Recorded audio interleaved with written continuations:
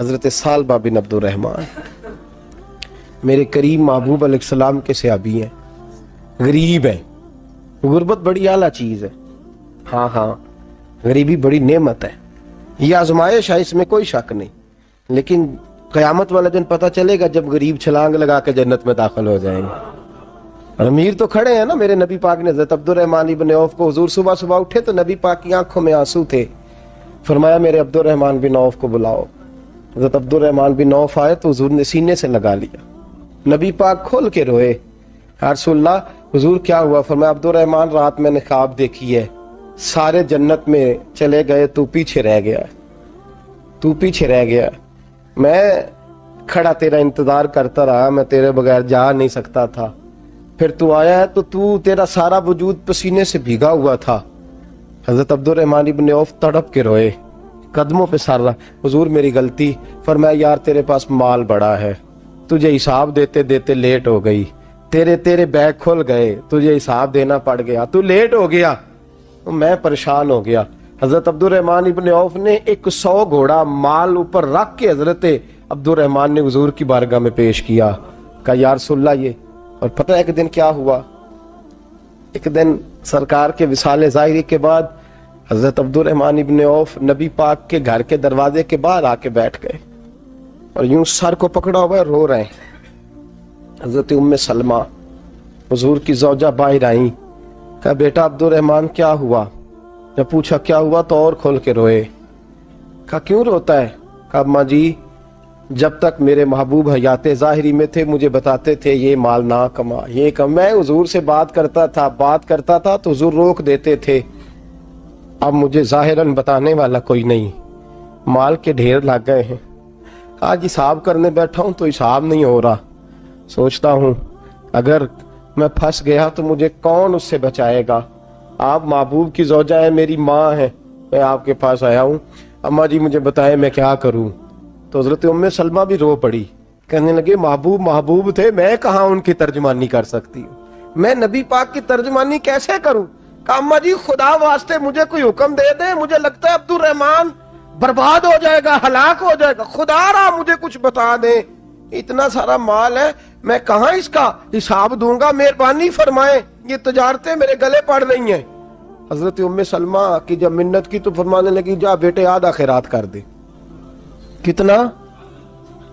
2.5% نہیں، کتنے فیصد ہے؟ 50%، 50%۔ حضرت عبد الرحمن ابن عوف گئے اور 50% خیرات کر کے کہنے لگے اماں میں نے 50% دے دیے، میں بچ جاؤں گا نا، میں بچ جاؤں گا، میں دے آیا ہوں آدھا۔ تو حضرت ام سلمہ فرمانے لگی میں نبی پاک کی بارگاہ میں سفارش کروں گی تیری، اور نبی پاک اللہ کی بارگاہ میں سفارش کرے صلی اللہ علیہ وسلم۔ حضرت سالبہ بن عبد الرحمن، حضور دعا کر دیں، غریبی ہے، میرے نبی پاک نے فرمایا تجھی اس حال میں ہے بہتر ہے، کرتے ہیں حضور نہیں دعا کر دیں، فرمایا تجھی اس حال میں ہے، تیسری دفعہ پھر آ گئے، حضور نے دعا کر دی، 4 بکریاں تھیں، چند مہینے گزرے، کچھ تجارت شروع کی، چھوٹے موٹا لین دین شروع کیا تو 40 ہو گئیں، کچھ وقت اور گزرا تو ریوڑ بن گیا، پھر گائیں بھی آ گئیں، پھر اونٹ بھی آ گئے، پھر لائنیں لگ گئی، پھر ہر وقت حضور کے قریب بیٹھنے کو دل کرتا تھا، اب لین دین کے معاملات تھے، اب ذرا طبیعت تھوڑی پیچھے ہٹنے لگی، تھوڑا دل پیچھے ہٹنے لگا، پہلے 5 نمازیں مسجد میں، پھر زور اثر کی چھٹی، میری طرف دیکھو اور دیکھو میں کیا عرض کر رہا ہوں، پھر زور اثر گئی، پھر کچھ وقت گزرا تو مغرب بھی گئی، پھر اتنی بڑی حویلی کوئی نہیں، پھر باہر جا کے مدینے سے ڈیرا لگا لیا، جمعے کے جمعے آتے، زکوٰۃ کا حکم آ گیا 2 ہجری میں، حضرت ابو ہریرہ رضی اللہ تعالیٰ عنہ امیر زکوٰۃ مقرر ہوئے، 5 اونٹوں پر 1 بکری، یہ زکوٰۃ ٹھہری۔ اب جب گئے نا اونٹ گنے اور بکریاں گننے لگے، اوہو 1 کروڑ پہ 2.5 لاکھ، کس نے دیا تھا؟ دعا کس نے فرمائی؟ اوہو اتنا، میرے پیسے بینک سے میسج آ جائے گا اتنے کم ہو گئے، اوہو بڑی مصیبت بنے گی، مجھے تو خوشی ہوتی ہے جب آتے ہیں تو اب یہ والا میسج بھی چلے گا کہ اتنے مائنس ہو گئے، توبہ توبہ، پریشانی لگ گئی، بڑی طبیعت، انکار نہیں کیا، کہنے لگے حضور سے جا کے عرض کرنا میں خود آؤں گا، اور جہاں محبوبیت ہو وہاں اتنے لفظ بھی بے ادبی ہیں، وہاں ٹھہر جاؤ، سوچتا ہوں، سمجھتا ہوں، غور کرتا ہوں، یہ جملے بھی وہاں توہین ہوتے ہیں۔ محبوب ہو اور وہاں انسان سوچ سمجھ کی بات کرے، وہاں انسان، بابا بلے شاہ صاحب نے کہا عقل آخ دی چگے نو سام کے رکھ، عشق آخ دے بال کے سیکنا چاہیے ہے۔ کہا جا کے کہنا میں آؤں گا۔ سب کی زکوٰۃ لے آئے، در رسول پہ آئے، حضور نے فرمایا پہلے سال با کی بات بتاؤ۔ پتا تھا نا پہلے سال حضور اس نے کہا تھا میں آؤں گا۔ حضرت ابو ہریرہ کہتے ہیں نبی پاک نے ٹھنڈی آہ بھری، آہ ٹھنڈی، فرمایا ہلاک ہو گیا۔ اس کو کہا تھا نہ اس چکر میں پڑ، ہلاک ہو گیا، ہلاک۔ حضرت ابو ہریرہ فرماتے ہیں دو باریک باریک آنسوؤں کے قطرے بھی میں نے محبوب کی آنکھوں میں دیکھے۔ اپنا ہے نا تو دکھ ہوا، یار میرا اپنا تھا، ہلاک ہی ہو گیا ہے، کدھر چلا گیا ہے۔ ان کو بھی بعد میں خیال آیا، او ہو میں تو غریب تھا، یہ آیا کدھر سے تھا، میں تو غلامی رسول میں آتا گیا تو رب میری عزتیں بڑھاتا گیا، یہ میں کس چکر میں پڑ گیا۔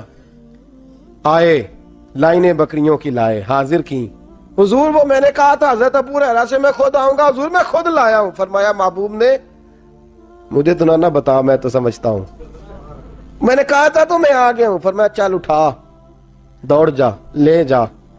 حضرت ابو ہریرہ فرماتے ہیں انکار محبوب نے سالبہ کو کیا، لیکن آنسو ابو بکر صدیق کے بھی نکل گئے۔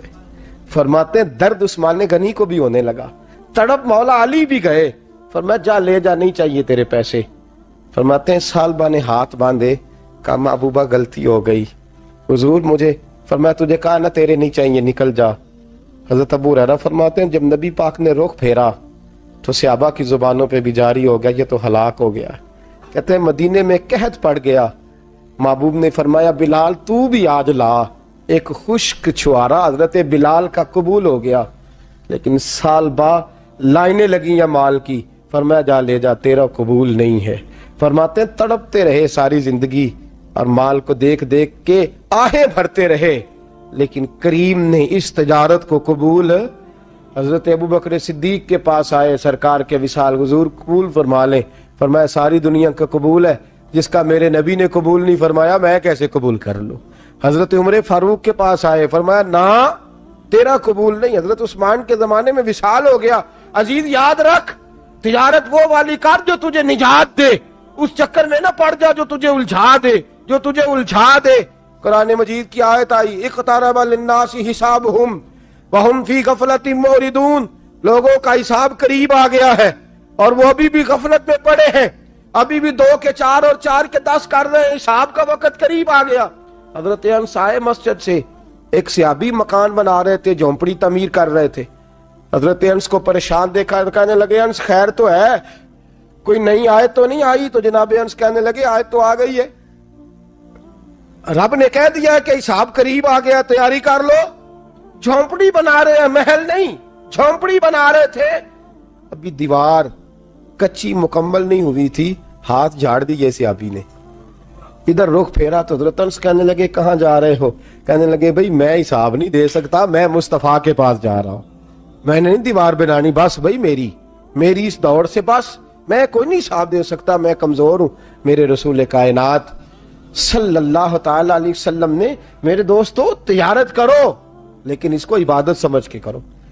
اگر تمہیں چوک وہاں دکان پہ بیٹھے خدا بھول جاتا ہے اور سودا کرتے وقت رب رسول کی باتیں تمہیں بھول جاتی ہیں تو پھر تو تم وانتم موردون میں ہو، پھر تو تم غافل ہو۔